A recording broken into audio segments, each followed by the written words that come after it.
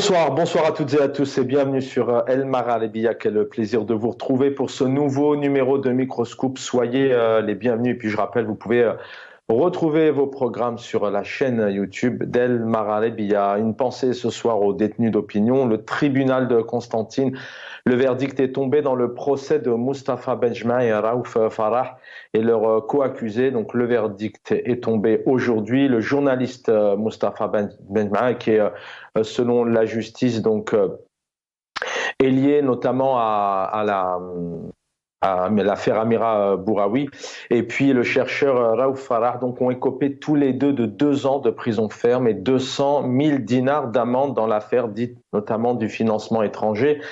Je cite, et de publication d'informations classées secrètes. Montaha Habas, ex-DRH d'Asterfrad, a été condamné à 18 mois de prison ferme. Septi Farah, donc, qui est le papa de Raouf Farah, a été condamné à un an de prison avec sursis et à une amende de 50 000 dinars. Il a 67 ans. Donc il était important de parler de ces détenus et de parler de justice, mais de quelle justice et pour qui? La justice, c'est le titre de l'émission. Donc c'est tombé aujourd'hui un autre verdict, une autre annonce. C'est la justice suisse qui a annoncé donc en ce mardi la mise en accusation de l'ex-ministre algérien de la Défense, le général Khaled Nezzar, pour notamment crimes contre l'humanité, soupçonné d'avoir approuvé et coordonné des tortures durant la guerre civile dans les années 90, après presque 12 ans. Donc d'une procédure tumultueuse, l'annonce d'un procès fait renaître l'espoir pour les victimes de la guerre civile, notamment algérienne, 91-2002, d'obtenir enfin de justice. Voilà donc ce que dit, je cite bien évidemment, l'ONG. Monsieur Nezzar sera le plus haut responsable militaire jamais jugé au monde pour de tels crimes sur le fondement de la compétence universelle, a réagi donc aujourd'hui l'ONG Trial dans le communiqué. Le ministère public de la Confédération et le procureur général fait valoir que Khaled Nezzar, en tant que personne influente en Algérie, en sa qualité de ministre de la Défense et membre du Haut Comité d'État, a placé des personnes de confiance à des positions clés et crée sciemment et délibérément des structures visant à exterminer l'opposition islamiste. Et je continue donc à citer le communiqué. S'en sont suivis des crimes de guerre et une persécution généralisée et systématique des civils accusés de sympathiser avec les opposants. On va revenir donc sur le général Khaled Nezzar, mais pas que. Il y a bien sûr son procès, qui il était. Aujourd'hui, on parle de crimes contre l'humanité, de crimes de guerre. C'est 20 000 disparus. Le président Tebboune l'a aussi évoqué il y a quelque temps. C'est près de 250 000 morts, près de 25 000 disparus. On y reviendra demain puisque c'est la journée internationale, notamment des disparus forcés. Ils ont été aussi très nombreux à être incarcérés dans les camps de concentration, notamment au Sahara. Et aujourd'hui, ils sont des milliers, des dizaines de milliers à être encore derrière les geôles du pouvoir, c'est-à-dire en prison. Sans plus tarder, nos invités, puisqu'ils vont beaucoup plus et beaucoup mieux en parler que nous, place aux invités. Avec nous, journaliste, bien placé aussi, connaît très bien le dossier et l'affaire. Hicham Aboud, bonsoir. Bonsoir Chaban Kassi, bonsoir à vos invités, aux téléspectateurs d'El Maralebia. Merci infiniment d'être avec nous. Il était important de vous avoir. On va parler justice, on va parler aussi droit, procès bien évidemment. Un peu plus jeune, Hicham Aboud, mais il connaît bien le pays, avocat, vice-président de la Fédération internationale des droits humains. Maître Aïssa Rahmoun, bonsoir. Bonsoir Chaban, bonsoir Si Hicham, et mes salutations à tous les téléspectateurs d'El Maralebia. Merci d'être avec nous tous les deux. Hicham Aboud, je vais commencer avec vous tout simplement, on va d'abord s'arrêter quelques minutes au personnage du général Nzar. Bon, d'abord, il faut savoir que c'est cette ONG qui a dû vraiment se solliciter, s'organiser pour dénoncer ce qui s'est passé en Algérie et notamment dénoncer les compétences en Suisse. Quand vous avez appris la nouvelle aujourd'hui, question un peu directe, c'est mérité notamment pour le général Nzar, ce qui lui tombe dessus aujourd'hui, crime contre l'humanité, crime de guerre. Bon, moi, je m'attendais à cette nouvelle, puisqu'il y a quelques jours, quand j'avais publié une vidéo, j'avais divisé une vidéo dans laquelle je faisais part de la détérioration d'état de santé de Nzar. Comme je suis témoin dans la plainte contre Nzar en Suisse, on a pris attache avec moi pour s'assurer que Nzar effectivement est mourant. Et je leur ai assuré que la nouvelle est à 100% crédible et juste. Nzar est actuellement à Seliana, il est à l'article de la mort pratiquement. Une fois quand j'avais donné cette information, il était souffrant, ils ont vite réagi, son fils, lui, etc., tous ces relais médiatiques ont réagi pour dire non, il va bien. Mais là, c'est notamment dans son site patriotique, c'est Larbin, ces relais médiatiques ne disent pas un mot. Et donc, il y a moins d'une dizaine de jours, j'ai été contacté, et aujourd'hui, ce matin, je reçois un message dans lequel on me dit qu'il y aura du nouveau aujourd'hui. Une heure plus tard, j'apprends la nouvelle. Donc, c'était quelque chose d'attendu. La justice suisse attendait la mort de Nzar pour pouvoir fixer une date de jugement. Rappelons qu'en 2017, c'est-à-dire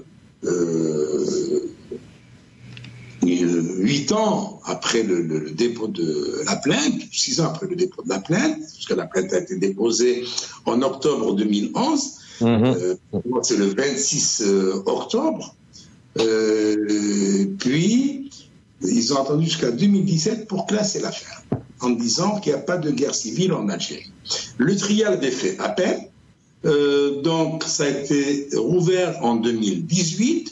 Le trial a fait valoir que l'opposition armée qui existait en Algérie, c'était suffisant pour dire qu'il y avait une guerre civile, vu le nombre de morts, vu le nombre d'emprisonnés, le nombre de disparus. Donc, c'est suffisant pour dire qu'il y avait une guerre. Et la justice suisse a suivi. Mais la justice suisse avançait à reculant dans ce dossier. Déjà, entre 2011 et 2017, ils ont enregistré le témoignage d'une centaine de personnes en faveur de Khaled Nzar. Et ces témoins, ils n'en ont entendu qu'une vingtaine. Et ils traînaient la patte, c'est-à-dire ils attendaient 6 mois, 1 an pour convoquer un témoin. Alors qu'il y avait énormément. Ils ont convoqué Belkacem Boukhari, ils ont convoqué Ali Haroun, ils ont convoqué Lila Aslaoui. Donc il y avait des gens qui étaient tous du côté de Nzar, pour dire non, le bon nombre. Du côté des plaignants, nous étions 2 témoins et 3 plaignants. Donc un plaignant qui a retiré sa plainte. Il a été récupéré, il a retiré sa plainte. Mais on attendait. Maintenant que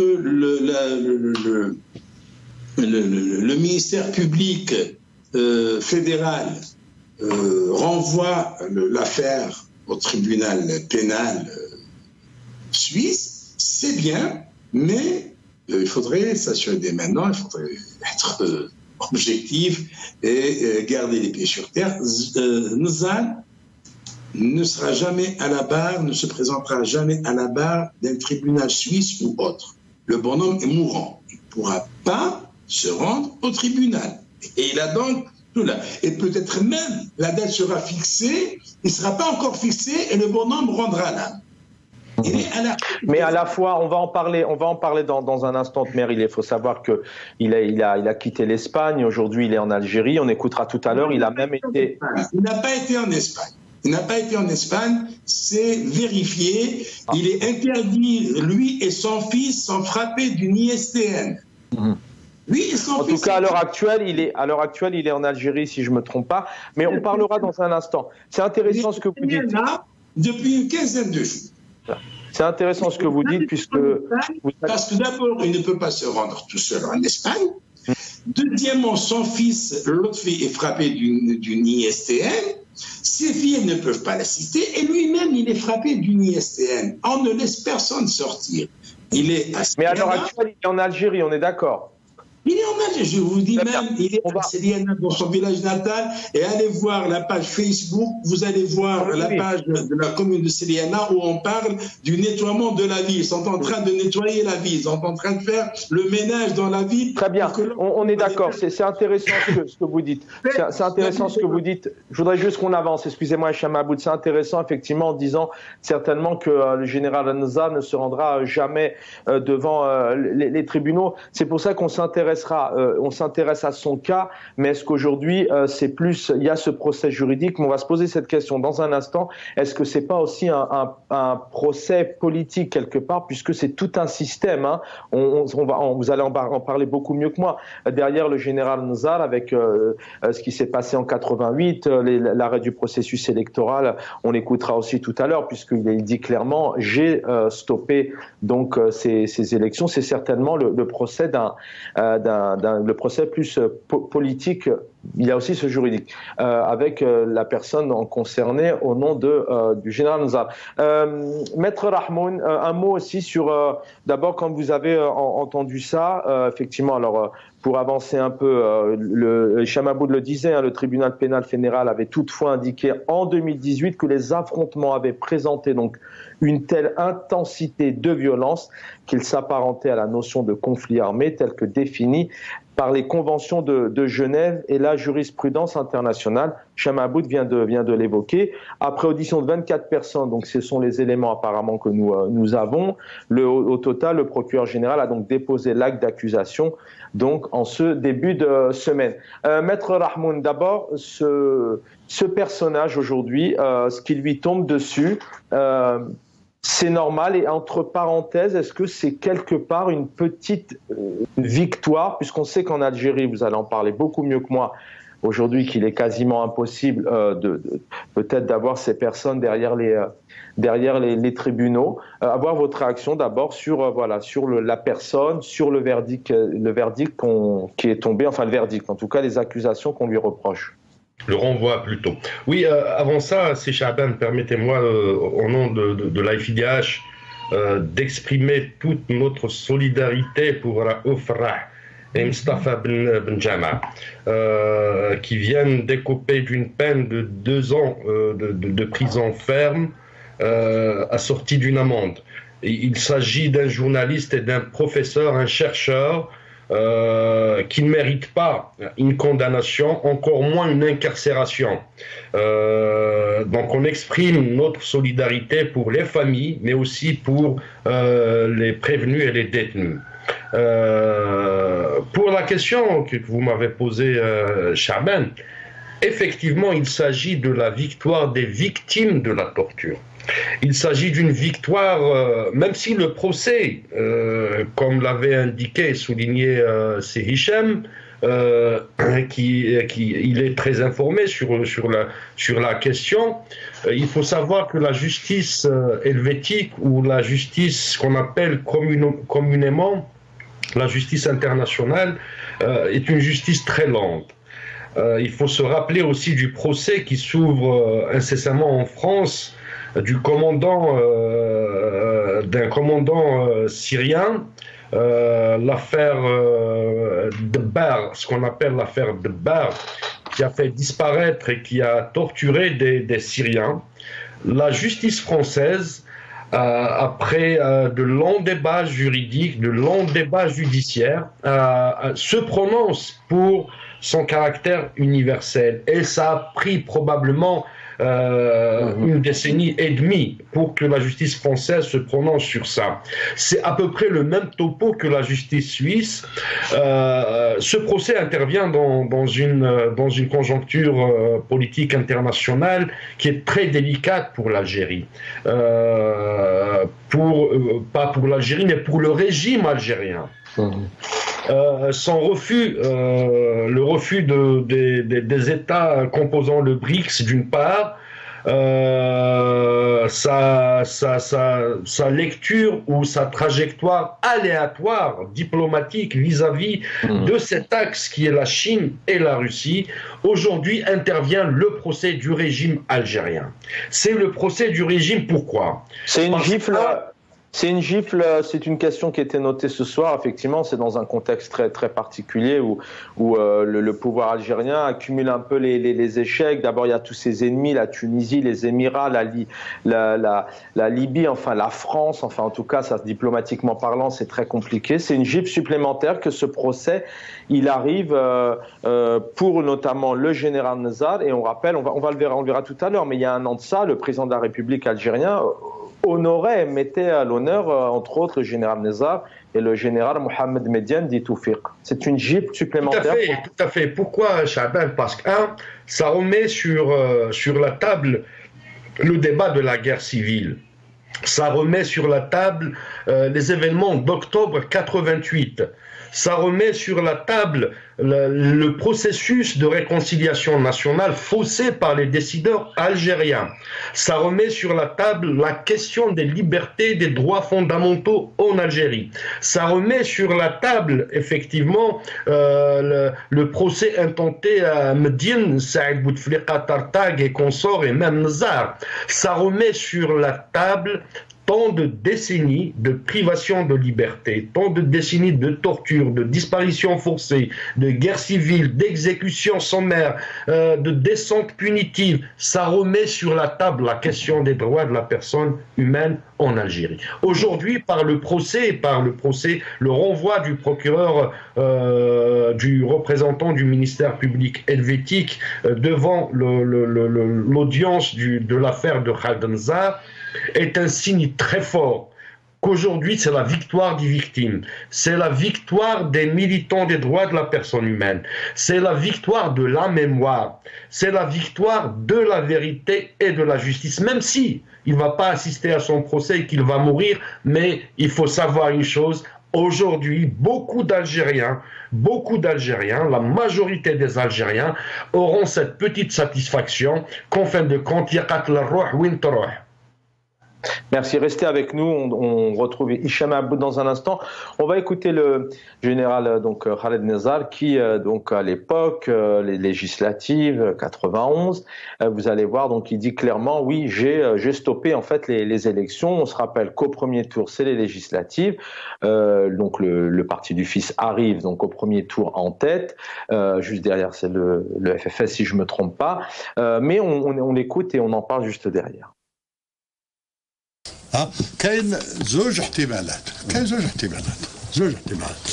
مع هذا سمعتي الوضع الجديد اللي خرج من هذا كل المشاكل هذه وكل شيء. كاين عندي انا زوج احتمالات. اول خلي الفيس يواصل اول حبس المسار الانتخابي امر قرار سياسي. حبس المسار الانتخابي وهو قرار سياسي ولا واضح ولا قرار حربي قرار سياسي اعلان حرب قرار سياسي خذيت هذا القرار انا سمعتي ان نحبسوا المسار لان كفايه المشاكل اللي راهي وقعت سمعتي وكل شيء وين رايحين زيدوا روحوا للواد. Voilà, donc à l'époque, donc les législatives, le fils est arrivé en tête, juste derrière le FLN et le FFS. Le deuxième tour n'a pas eu lieu. Hicham Aboud, c'était une période assez particulière. Est-ce qu'on pouvait dire à l'époque le système, d'où l'intervention aussi du général Nezzar, a stoppé peut-être le rêve, l'ambition démocratique de tout un peuple, qui a avorté peut-être une autre vie future, puisque le champ médiatique était ouvert, il y avait des partis politiques, les gens sont allés voter, je crois, à hauteur de 60 60%, ce qui était pas mal. Je voudrais avoir votre réaction là-dessus. Mais dans un premier temps, pour les téléspectateurs qui ne connaissent pas spécialement le général Nzar, aujourd'hui, il est accusé de crimes contre l'humanité, de crimes de guerre. C'était un bourreau, c'était vraiment un... Comment vous l'analysez? Qu'est-ce qu'on lui reproche aujourd'hui? En 2-3 minutes, parce que je sais qu'il faudrait en parler pendant des heures et je sais que vous connaissez bien le dossier. D'abord, moi je m'interroge, et tout Algérien s'interroge, de quel droit le général Khaled Nzar décide personnellement d'arrêter un processus électoral qui engage tout un peuple. Au nom de quelle force a-t-il agi? Au nom de l'armée? Non, dans l'armée il était ONI. Je dis bien il était ONI, j'étais militaire à l'époque. Et en tant qu'officier, on n'arrêtait pas de le critiquer. On n'arrêtait pas de le critiquer, il n'était pas aimé. Il était honni, même par des officiers supérieurs. Je me rappelle quand il a été nommé ministre de la Défense, le général Kamal Abdelrahim, paix à son âme, s'était rendu au siège de la DGDS pour voir le général Betchine, paix à son âme lui aussi, pour lui dire qu'il est hors de question qu'il se mette sous les ordres d'un ancien sous-officier de l'armée française. Et c'était le branle-bas de combat au niveau du ministère de la Défense. Et le général Betchine, j'étais témoin oculaire, hein, je ne raconte pas des histoires, j'étais témoin oculaire, avait pris le téléphone pour demander au président Chadli de surseoir à la décision. Mais bon, Chadli était carrément entre les mains de Nzar, puisque c'est la première fois qu'on nommait un ministre de la Défense qui n'était pas président de la République, depuis le coup d'État du 19 juin 1965. Alors donc, ce Nzar était honni dans l'armée par le peuple, notamment en 88. En 88, il était déjà en conflit avec beaucoup d'officiers issus de l'ALN. Il n'avait de soutien que des officiers de l'armée française, issus de l'armée française. Donc, Nzar est un personnage qui n'avait aucune légitimité pour décider de l'arrêt des processus électoraux. Hein? Deuxièmement, qu'est-ce que ça a engendré, l'arrêt du processus électoral? Ça a engendré une guerre civile qui a entraîné la mort de 250 000 Algériens, c'est-à-dire un quart de million d'Algériens, plus 20 000 disparus, plus des séquelles de cette guerre civile. Et jusqu'au jour d'aujourd'hui, nous continuons à subir des séquelles des méfaits et de l'arrêt du processus électoral décidé par un homme qui n'avait aucune légitimité pour le faire. Maintenant, si vous permettez, Chaben, juste je vous en prie. Soutenir justement ce que venait de dire Maître Rahmouni concernant cette décision de renvoi au tribunal pénal fédéral suisse de l'affaire de Nzar. Moi, je l'ai déjà écrit dans le site d'information Atalaya et je l'ai dit aussi sur ma chaîne YouTube. Même si Nzar ne sera pas présent, comme l'a dit Maître Rahmouni, c'est une victoire pour tous les Algériens, pour les plaignants, pour les témoins, pour ceux qui ont œuvré pour amener Nzar devant une juridiction internationale à défaut d'une juridiction algérienne. C'est une victoire, pourquoi? Nzar ne va pas être poursuivi, mais maintenant, il va y avoir d'autres plaintes contre ceux qui exécutaient les ordres de Nzar, à commencer par le général Teffer qui est toujours en vie. Bon, pour le général Teffer, ça va encore traîner, ils vont lui faire la même chose. Alors gardez la parole. Gardez la parole. Donc vous me prenez les mots de la bouche. Aujourd'hui, avec avec le général Nzar qui est jugé notamment, c'est un procès, on peut dire que c'est plus un procès du système aujourd'hui. Ça va au-delà du général Nzar. Absolument. D'ailleurs, Nzar avait plus d'une centaine de témoins, sont tous des barons du système. Nzar avait tous ses frais de déplacement et de ses témoins étaient pris en charge par l'État algérien. Les avocats, il a pris des ténors du barreau de Genève aux frais de l'État algérien, c'est-à-dire aux frais du contribuable algérien. Voyez-vous? Donc, c'est le procès du système, et c'est pour ça que je dis bientôt, nous avons un dossier bien ficelé.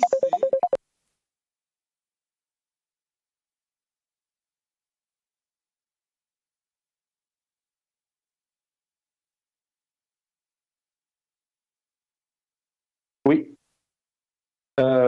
Alors je ne sais pas si vous aviez terminé peut-être, Cham Aboud, on va vous retrouver dans un instant. On va peut-être mettre Rahmoun sur cette victoire dont vous parlez à l'instant. Ça veut dire que parce qu'elle est importante cette question aujourd'hui, parce que on a rendu, j'en parlais en début d'émission, hein, le journaliste Mustafa Benjma, Raouf Farah, mais il y en a plusieurs. Il y a Hassan El Qadi qui ont une pensée. Ils sont plusieurs. Ça veut dire que quelque part l'Algérie, peut-être qu'aujourd'hui, elle est toujours dans ce même système où les voix discordantes sont fermées, où les plumes opposantes ont fait tout aujourd'hui pour pas qu'on s'exprime. C'est-à-dire que cette victoire aujourd'hui, ça va permettre vraiment d'éveiller un peu plus les consciences et d'avoir un procès politique plus que juridique. C'est vraiment le système politique en Algérie qui ressort notamment via le cas du général Nazar. Oui, effectivement, c'est une question très délicate parce qu'aujourd'hui, si on avait en Algérie des mécanismes, des outils juridiques permettant la vérité et la justice, on a raté plusieurs étapes. Le régime a raté le rendez-vous avec l'histoire, a raté la volonté de se réconcilier avec le peuple, avec l'État algérien. Car aujourd'hui, la lecture elle est toute claire. Il s'agit d'un régime, comme disait Hussein Ahmed, Houziya, qui ont la volonté de dominer les populations. Pour eux, l'État, le territoire, les institutions, ça leur appartient. Et que nous, on n'est que des habitants de ce territoire. Vous voyez donc dans quel état d'esprit le régime, l'état d'esprit dont le régime fonctionne et réfléchit à la fois. C'est un régime, rappelons-le, que ce même Khaled Nazar avait dit, si je ne me trompe pas, si c'était Khaled Nazar ou l'Amali qui avait dit qu'on était prêt à tuer 3 millions de personnes pour rester au pouvoir. Un processus, et là c'était pas un processus électoral, plutôt c'était un processus démocratique. Mais oui, ce qui a toujours fait peur, c'est quelque part la démocratie, parce qu'on a, quand on entendait les gens du pouvoir à l'époque, c'était quoi un peu c'était des raisons un peu de terrorisme. Il y avait des mots comme ça qui reviennent, attention à l'islamisme, au terrorisme. C'est vraiment ça qui. Mais en fait, là-bas, c'était quoi c'était la démocratie qui faisait peur au pouvoir, coûte que coûte, fallait garder le pouvoir. De toute façon, la responsabilité de la guerre civile, elle se situe chez les deux camps, que ce soit les islamistes radicaux, ceux qui prônaient l'islamisme politique et l'intégrisme politique, mais aussi les militaires qui ont ordonné, qui ont orchestré, organisé, délibéré la guerre civile contre la démocratie, parce qu'il s'agissait d'un processus démocratique. La question philosophique qui se pose, pourquoi arrêter, cher général, entre parenthèses, pourquoi arrêter un processus dit démocratique, tout en sachant que ce processus va remettre la démocratie en cause. Donc il s'agissait de créer un premier plan des partis radicaux nés après octobre 88 pouvoir les infiltrer, effectivement, mais aussi opérer des coups d'État scientifiques dont aussi Abdelhamid Mehri en était victime.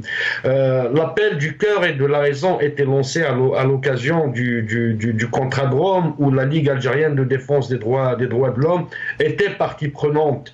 Pour le régime, pour la société, pour les belligérants, les deux parties qui se disputaient, qui monopolisaient la violence.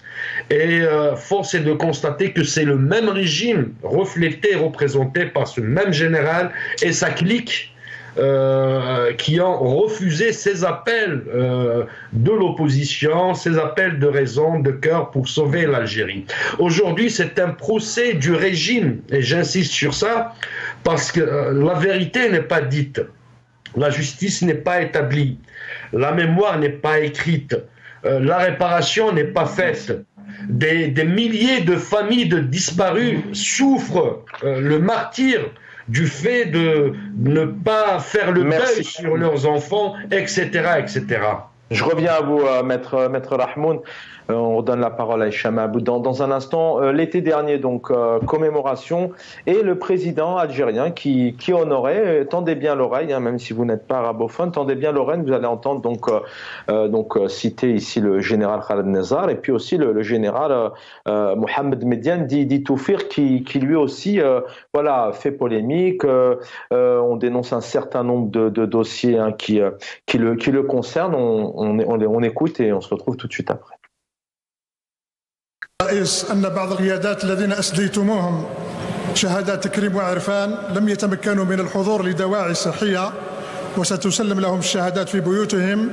يتعلق الأمر بكل من السيد الرئيس اليمين زروال عضو جيش التحرير الوطني ووزير الدفاع سابقا، السيد اللواء خالد نزار عضو جيش التحرير الوطني وزير الدفاع سابقا، السيد اللواء محمد مدين عضو جيش التحرير الوطني رئيس دائرة الاستعلام والأمن سابقا، السيد سليم صادي عضو جيش التحرير الوطني وقائد ناحية عسكرية سابقا، السيد اللواء حسين بن حديد عضو جيش التحرير الوطني وقائد ناحية عسكرية سابقا، السيد العميد محمد بتشين عضو جيش التحرير الوطني ومدير مركزي لأمن الجيش سابقا، والعميد عبد المجيد الشريف عضو جيش التحرير الوطني قائد الأكاديمية العسكرية سابقا.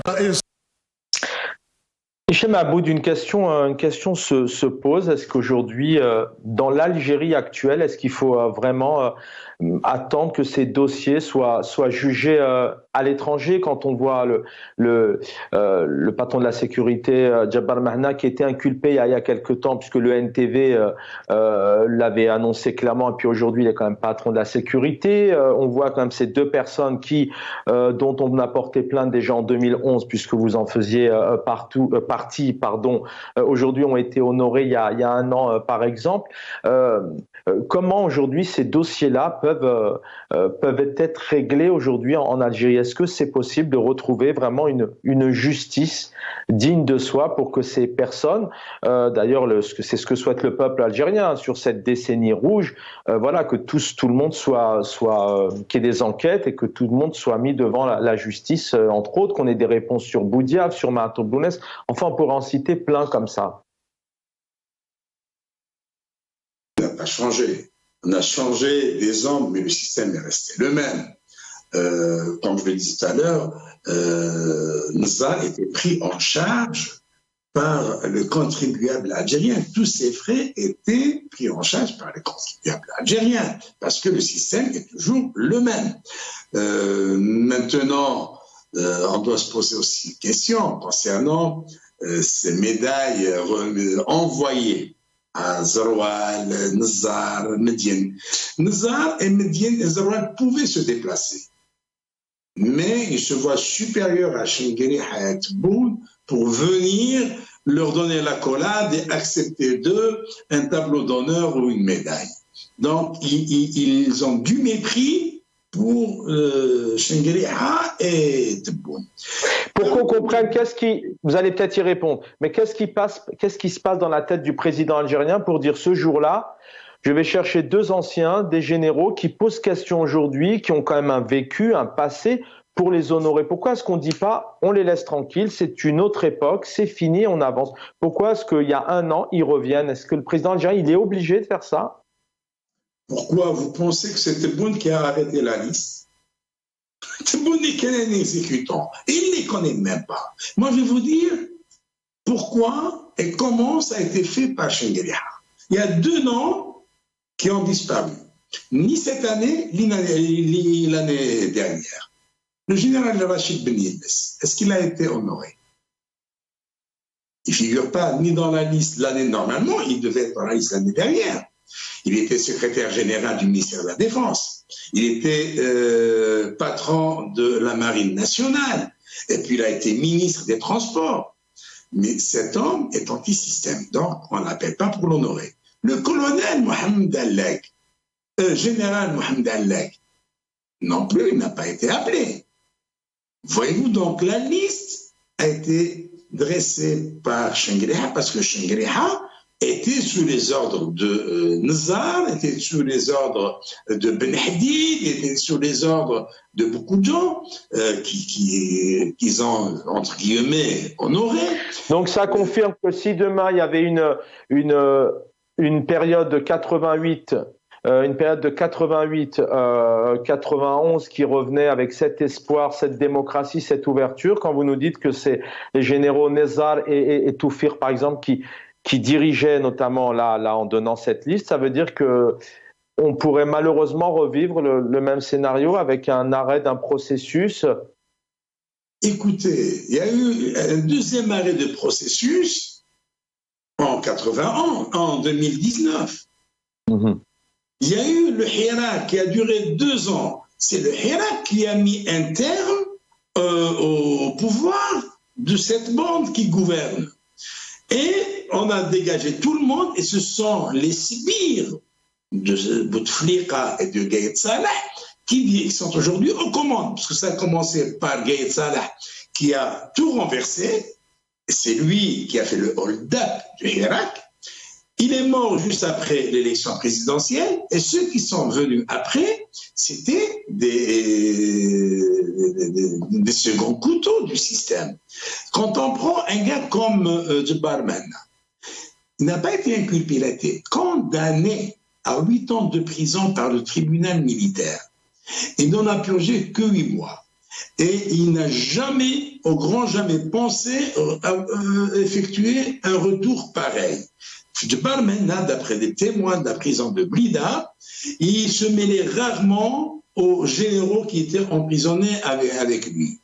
Il portait un caleçon, un tricot de peau, un gilet de corps, il fumait une cigarette, il se mettait en face du mur, il parlait tout seul. Le bonhomme, il a perdu les pédales. Et voilà, un beau jour, le bonhomme, il se retrouve en liberté. Comment s'est-il retrouvé en liberté? Eh bien, Chengueria, parce qu'il a fait tout le contraire de Gaïd Salah. Gaïd Salah, c'était un règlement de compte avec Nzar, avec Toufir, c'est pas pour assainir, c'est pas par la volonté de répondre aux aspirations du peuple. Non, c'est un règlement de compte entre eux. D'ailleurs, tous les généraux qui sont en prison aujourd'hui, c'est des règlements de compte entre eux. Et le système reste le même, il ne change pas. Donc, une fois Chengueria arrivé aux commandes, il commence par faire revenir Nzar d'Espagne et il commence par libérer Toufir. Et par la suite, Toufir, il fait au tribunal militaire de Blida, alors que le général Hassan avait purgé sa peine de 5 ans. On lui demande de faire un appel, de faire cassation. Donc il fait cassation. Un acquittement est prononcé en sa faveur et on lui dédommage des 5 ans de prison. Et le bonhomme, finalement, il gagne un pactole extraordinaire. Et de même pour Nzar qui rentre, il ne se présente même pas au tribunal pour faire opposition à la condamnation de 20 ans de prison et au moins passer une nuit en prison. Mmh. Il ne se même pas à la prison militaire de Blida. Tout se fait à distance.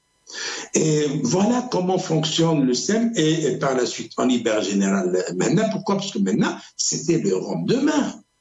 Menna, c'était l'homme de Toufik, et c'est Toufik qui l'a mis à la tête de la sécurité de l'armée. Pendant 10 ans, directeur de la sécurité de l'armée. Donc, les hommes ont changé, mais le système est resté le même. Aujourd'hui, c'est le général Menat qui dirige tous les services de sécurité, y compris la sécurité intérieure. Je reviens à vous, Hicham Aboud, dans un instant. Au niveau de ce service, étaient subalternes. Voilà. Donc, je reviens, il me reste encore un peu de temps. Justement, alors, avec toutes les analyses que vous nous donnez aussi, Maître Rahmoun et puis Hicham Aboud, on comprend que, voilà, que peut-être que les hommes, les noms et les prénoms changent, mais c'est toujours le même système. Mais dans ce système actuel, avec ces personnes qui dirigent aujourd'hui, et dans cette conjoncture, vous le disiez tout à l'heure, on le disait, il y a une diplomatie limite schizophrénique, on ne sait plus où l'Algérie réellement se positionne malgré qu'elle ait cette richesse naturelle qu'est l'hydrocarbure. On a l'impression que ce balai des limousines, des rendez-vous commence quand même à se calmer. Le BRICS, c'est terminé. Malheureusement, les conflits continuent, mais ils continuent un peu en sourdine. Hein. Il y a moins d'effervescence. Là, on a l'impression que la diplomatie algérienne est quand même un peu moins convoitée. Est-ce que cette situation-là, et la même question à vous deux, est-ce que c'est pas une période où le système, le pouvoir, va se fragiliser encore plus? Maître Rahmoun et la réponse de Hicham Aboud juste derrière. Conviction que le régime est très faible actuellement. Mais aussi, il faut dire les vérités, qu'on fasse aussi en termes de structuration politique, de construction politique et de la société civile, le régime a atomisé l'opposition, mais aussi le mouvement de la société civile. Il y a des velléités qui sont là, d'opposition et citoyenne à la fois qui sont là, mais elles n'arrivent pas à se structurer. La faute nous incombe aussi, mais la première responsabilité, c'est le régime qui ne veut pas évoluer, qui ne veut pas céder, qui ne veut pas comprendre, en fin de compte, qu'aujourd'hui, l'ère est au développement et à la construction politique. Qu'est-ce qui pourrait le faire? On parle de cette fragilisation, mais qu'est-ce qui pourrait justement, peut-être demain, le faire chuter, pardon, juger, on n'en est peut-être pas là, lapsus révélateur, mais qu'est-ce qui pourrait le faire chuter, puisqu'on sent bien qu'il y a cette fragilisation, mais il est encore là. Et à la fois, c'est vrai que les partis politiques qui d'opposition essayent de travailler, les ONG comme les vôtres, etc., les militants aussi à l'étranger, parce que vous en faites partie, vous êtes aussi intimidés, etc. Qu'est-ce qui pourrait le faire chuter, par exemple, ce pouvoir aujourd'hui? Le faire changer, partir? Question existentielle et politique à la fois, parce qu'il faut savoir, le régime a bénéficié de deux événements qui sont très importants pour son maintien et probablement l'exercice de la répression davantage. Il y a l'épisode du Covid qui est passé par là, et c'était un élément défavorable pour les mouvements sociaux, d'une part, mais aussi la guerre en Ukraine, où les régimes dictatoriaux sont prêts à assumer leur qualité autant que tel, autant que régime dictatorial comme le nôtre. Il faut savoir, c'est Chaban, que l'opposition en Algérie et la société civile ont fait déjà des propositions de sortie de crise, de transition démocratique, parce qu'on ne peut pas avoir le monopole du nationalisme, de l'amour de la patrie d'une seule part. Les dirigeants actuellement, ils étaient probablement des ayants cause, mais ils se comportent davantage comme des ayants droit.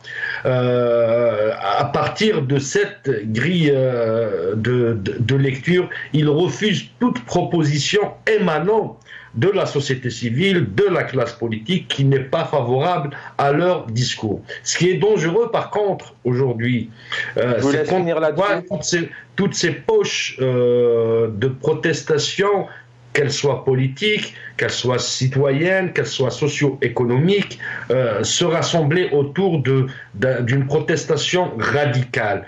Aujourd'hui, le régime est plus que jamais acculé. Aujourd'hui, le régime est plus que jamais fragilisé par une conjoncture internationale, mais aussi par une revendication interne qui veut un changement radical dans le pays pour plus de développement et de progrès social et citoyen.